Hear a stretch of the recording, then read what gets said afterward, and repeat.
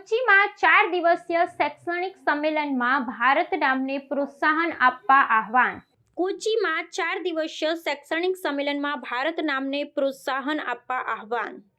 કેરળમાં 4 દિવસની શૈક્ષણિક સંમેલનમાં આરએસએસ અધ્યક્ષ મોહન ભગવતે જણાવ્યું કે ભારત એક પ્રોપર નાઉન છે અને તેને અનુવાદ નથી કરવો જોઈએ।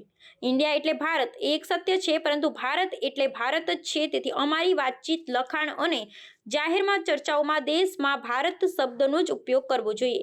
તેમણે આ પ્રસંગે ભારતના ઐતિહાસિક અને સાંસ્કૃતિક એકતાને વિશેષ પ્રકાશિત કરતા દેશના નામને માન્યતા આપવાની જરૂરિયાત પર ભાર મૂક્યો।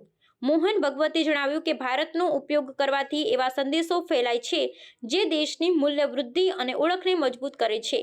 તેમણે આમ પણ કહ્યું કે અંગ્રેજીમાં ઇન્ડિયા લખવું સરળ હોવા છતાં મૂળ નામ ભારત પ્રાચીન સંસ્કૃતિ અને ધરોહરનું પ્રતીક છે, જે આપણને આપણા ઐતિહાસિક, સાંસ્કૃતિક અને ધાર્મિક વારસાને જાળવવામાં મદદ કરી છે। રાજ્ય અને કેન્દ્ર સરકારો સાથે સંવાદ કરતા તેઓએ દેશભરના શૈક્ષણિક સંસ્થાઓ અને સામાજિક માધ્યમોમાં ભારત નામના પ્રચાર માટે આગ્રહ પ્રગટાવ્યો। આ સંમેલનમાં શૈક્ષણિક અને સામાજિક નેતાઓએ પણ ભારત શબ્દના મહત્વ પર સહમતિ વ્યક્ત કરી અને કહ્યું કે ન દેશના યુવાનોની અંદર સ્વતંત્રતા અને દેશપ્રેમ જગાવવો હોય તો ભાષા અને નામની ઓળખ પર ધ્યાન આપવું જરૂરી છે। તેઓએ કહ્યું કે દેશમાં હશે સંસ્કૃતિની એકતા અને પ્રાચીન નામોનું સન્માન તમારા દેશને નવી ઊંચાઈ પર લઈ જશે। भारतीयनेस इन एजुकेशन। भारत एक प्रॉपर नाउन है, उसका ट्रांसलेशन नहीं करना चाहिए। जब भी इंडिया दैट इज भारत है, लेकिन भारत भारत है,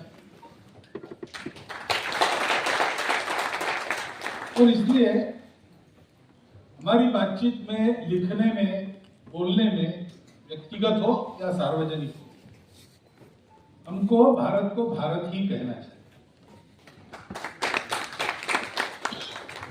किसी का नाम गोपाल है तो अंग्रेजी में हम उनको इंट्रोड्यूस करते समय ही इज मिस्टर काउहर ऐसा नहीं कहना। गोपाल रिमेन्स हो,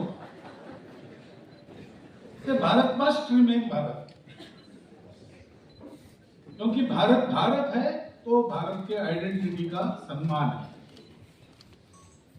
if you lose your identity, whatever other meritorious quality you may have, you will never be respected, you will never be secure in this world.